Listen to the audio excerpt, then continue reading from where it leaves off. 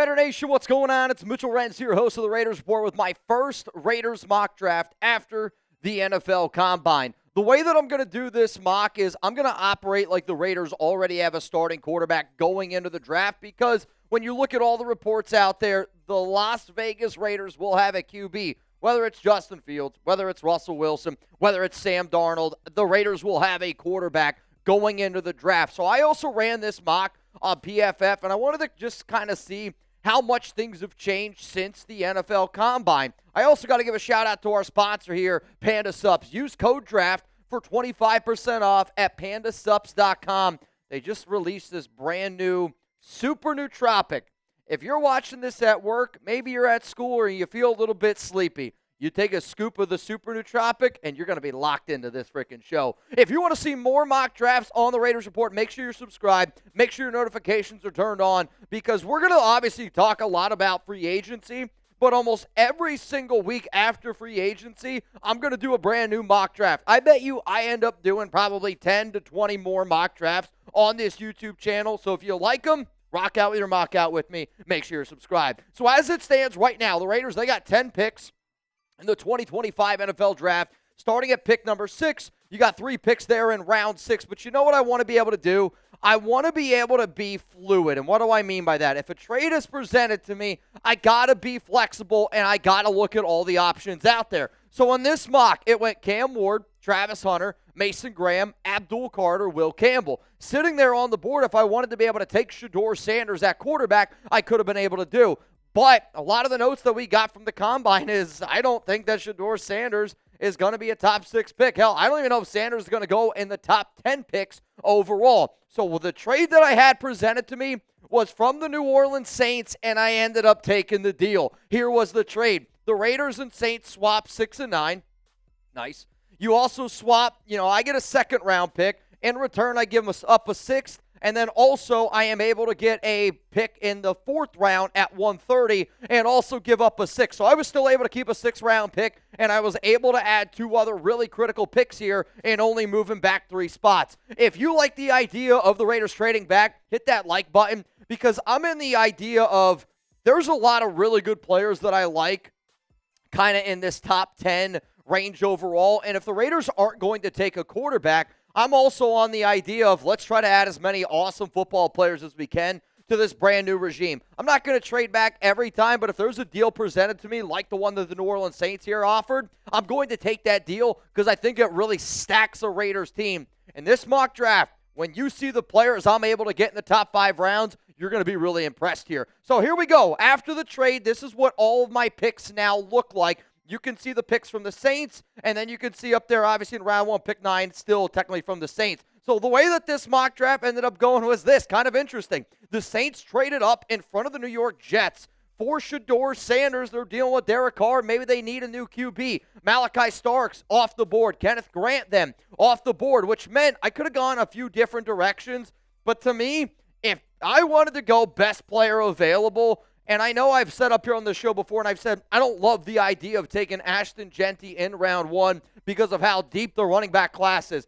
If Ashton Jeanty's on the board there at 9, and I look at some of those other players that the Raiders could potentially take, I'm going to go with Ashton Jeanty. He was the top guy on my board. For that reason, we go out, we get a running back, and we're really going to try to pound the football, which the Raiders are still going to do, right?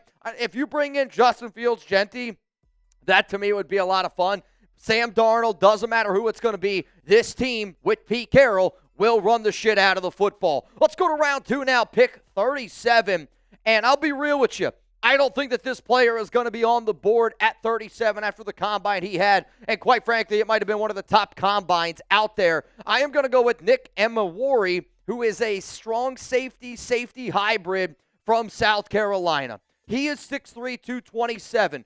I was asked last week, is there a player that kind of reminds you of Cam Chancellor? Here was my answer. I know the Raiders are moving on from Divine Diablo. If you wanted to try to find a safety linebacker hybrid that you could put into a defense and you could use him in a bunch, and I mean a bunch of different ways, here you go. I would almost look at this as we re-signed Isaiah Pola-Mao. He could be your safety number 3. You let Nick Emmanwori here be your replacement in a sense For a Marcus Epps, if you can also bring back a Trevon Merrick, it would be special. But, I mean, look at his RAS score.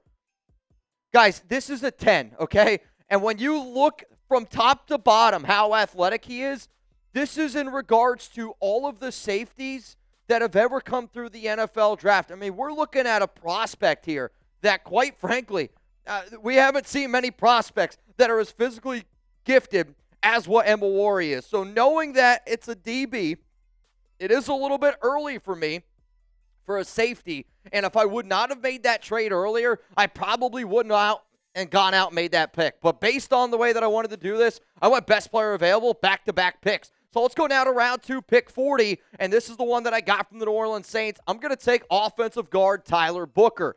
Booker was one of my losers from the NFL Combine, but still at 6'5", 330 pounds, one of the best interviews that we got from Chat Sports was Booker literally just saying that he likes to just ruin people's day. Like, one of the things that he loved about playing in college and playing football in general is it's a physical sport and you get to just beat the shit out of people. That's what Booker does, and when you draft a running back like Ashton Jeanty, that's the mentality that you're going to have. I have been saying for a while, JPJ is going to play center, Dylan Parham's going to be somewhere on the line, and then when you look at Booker, you can insert him there at left guard. If it's Colton Miller, Tyler Booker, Jackson Powers-Johnson, and then again, I am hoping the Raiders at least went out and signed another player on that offensive line to be able to add to maybe it's DJ Glaze's spot. Hell, maybe it's even a Dylan Parham spot. But I want to be a physical football team, and I want to win in the trenches, and that's what I did with Tyler Booker. Let's go to round 3, pick number 68 now on the board, and I'm telling you, this is where I was kind of leaning a few different directions here of what I wanted to be able to do, and some of the value that was on the board here, especially at corner, I said, you know what? I'm going to go again with the player that I like the most. I'm going to go with Azareye'h Thomas here, who is a long, lanky, physical corner from Florida State. Anytime if you're a cornerback prospect and you get the opportunity to go play with Pete Carroll, who is known for just really doing his magic with a lot of these corners, you got to be excited about it. So when you pair that with Ja'Cory and Bennett, we'll see if the Raiders are able to bring back a Nate Hobbs. You're probably going to move on from Jack Jones, save $3.3 million. This is a good player who I have a grade of a top 50 overall prospect. The fact that I was able to get him at 68, I thought there was some good value there. Let's go here again. This is the pick that the Raiders ended up getting from the Davante Adams trade, round 3, pick number 73. I went running back, defense, offense, defense. So I stayed here with this kind of trend, and I'm going to go with a wide receiver, and I'm going to get Tre Harris. 6'3", 210 pounds. I love this value. 60 grabs at Ole Miss last season, but it's the physicality. There's a new report that the Raiders want to go out, and they want to find a true number 1 wide receiver. I know they have Brock Bowers. I know they have Jacoby Myers. They got a field stretcher in Trey Tucker, but let's be real. I don't know if Tre Harris is a true number 1 receiver, but what I do want in a receiver that's going to be, behind Jacoby Myers. Best case scenario, Tre Harris is your number 3 receiver. You go out, maybe add a Chris Godwin in free agency, and then you let Brock Bowers do his thing. What I want from Harris, though, is the ability to block, and the ability to block and the want to block and stretch down the field. Plus, his skill set is a lesser version of a DK Metcalf, which I think that the Raiders and Pete Carroll would like to use. We got more picks coming up here in just a moment. I mean, so far, dude, 5 picks in the top 73 overall players. This is how you start to build and get it back. I got to show some love to Panda Subs because they just got this brand new super nootropic, and I wanted to tell you about it because I think I've mentioned the term nootropic before, and a lot of people don't know what the hell I'm talking about. First off, it comes in strawberry, watermelon, peach mango, and then pink lemonade flavors. But if you need to focus your mind, energy, clarity, mood, creativity, memory, vision, I think all of those words really amplify what this product can do. Sustain energy and boost mental clarity with our premium super nootropic Focus from Panda Subs. Accomplish all of your daily tasks with our powerful nootropic Focus. This formula, designed by experts, assists with helping you maximize focus and sustain energy levels all day long while optimizing your performance throughout your entire day. Just one scoop of Focus pushes you to amplify your workload, whether you're a gamer, fitness enthusiast, or just looking to improve your daily productivity without the crash that so many other products on the market today have. If you're somebody that doesn't like caffeine, or maybe you drink too much caffeine, I'm in that boat sometimes too where, like I love coffee. Like I drink coffee because I love coffee. But if you're also somebody that wants to try to get off of the energy drink and go to a healthier solution, plus, you kind of hit a crash when you have so much caffeine in a day, this is more wakes up your mind. It is unbelievable.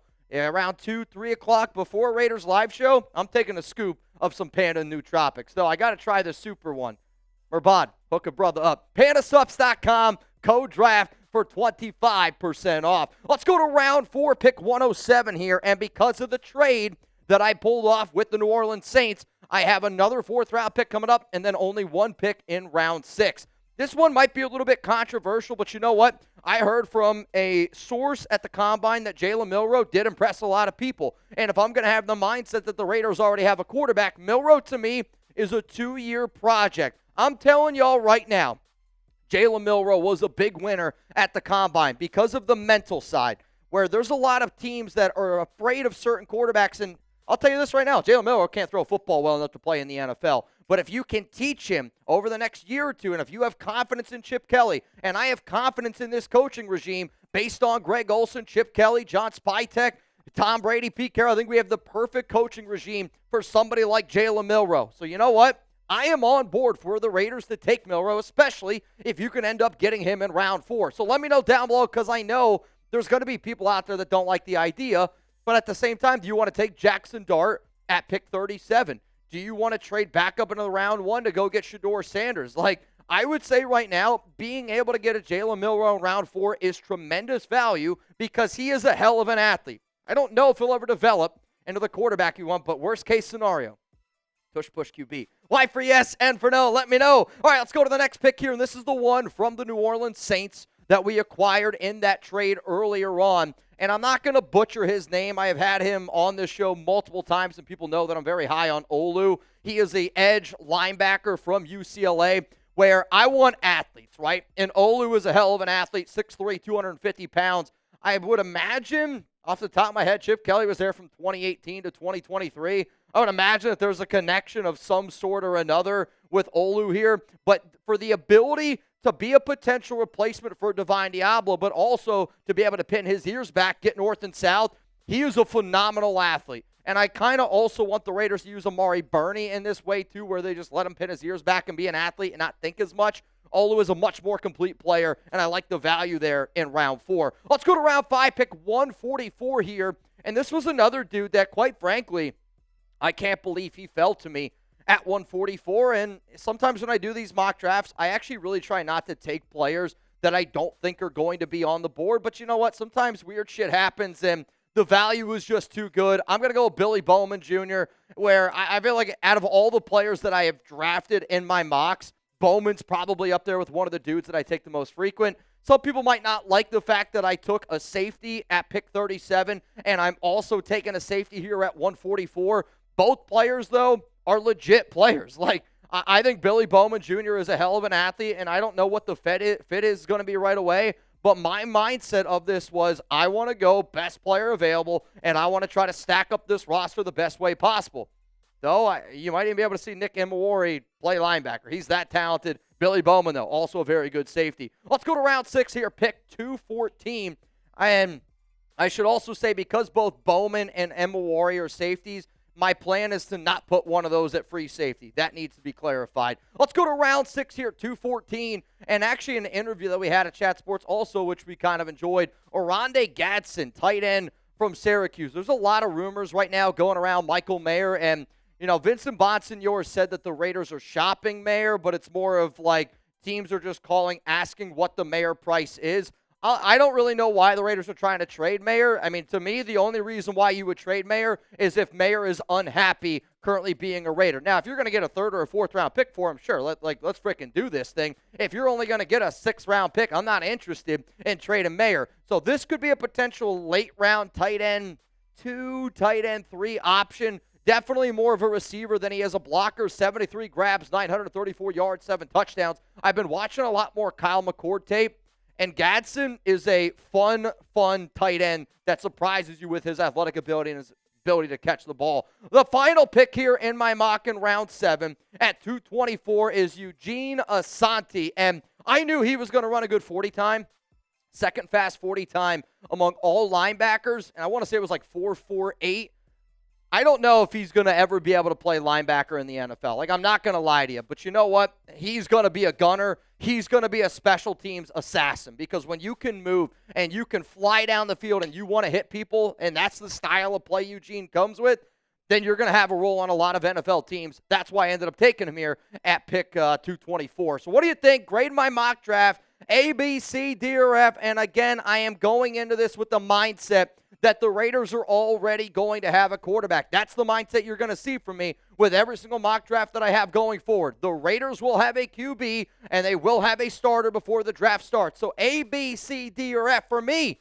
I had to give this one an A grade, and I went A because I love the value and the amount of solid players I was able to put on this roster that have a chance to start on day one, or at least be solid pieces to this team for the next 2 to 3 years.